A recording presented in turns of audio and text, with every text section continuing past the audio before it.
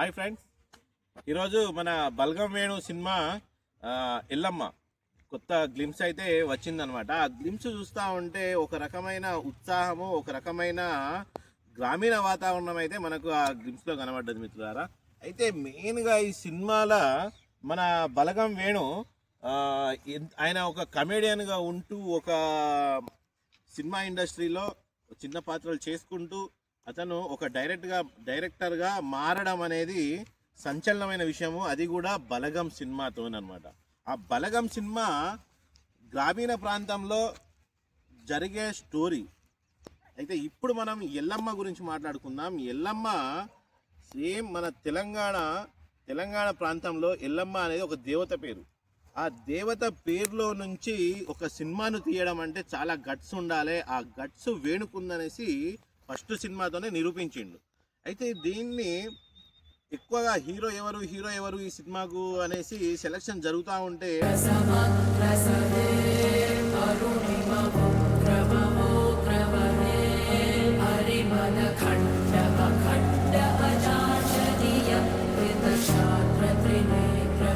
Heroes మారుతా ఉన్నారు. లాస్ట్కు మ్యూజిక్ డైరెక్టరు దేవిశ్రీ ప్రసాద్ని అయితే ఈ సినిమా హీరోగా చూస్ చేసుకున్నారు అన్నమాట.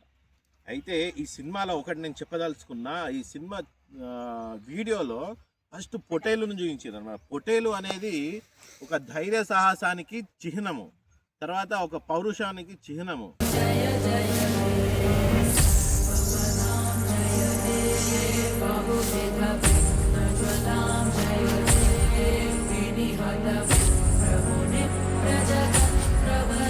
మనం అనుకోవచ్చు ఏంటంటే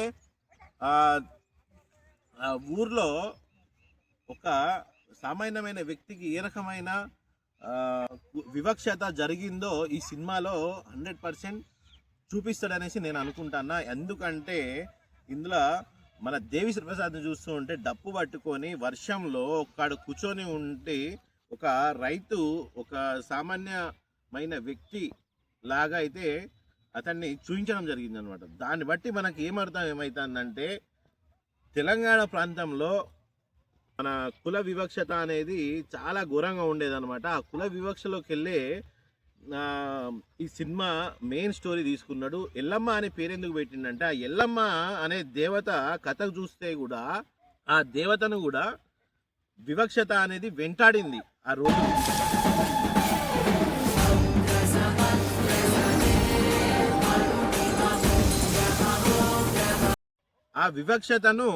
ఆ వివక్షత కారణంగానే ఈ సినిమాకు ఎల్లమ్మ అనే పేరు టైటిల్ని తీసుకున్నాడు అనేసి నాకు అయితే 100% అనిపిస్తుంది.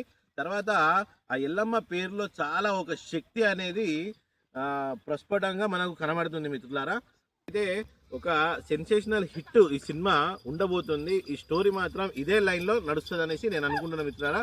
మీరేమనుకుంటున్నారో కామెంట్లో అయితే తెలపడం మర్చిపోకండి. ఓకేనా? Thank you.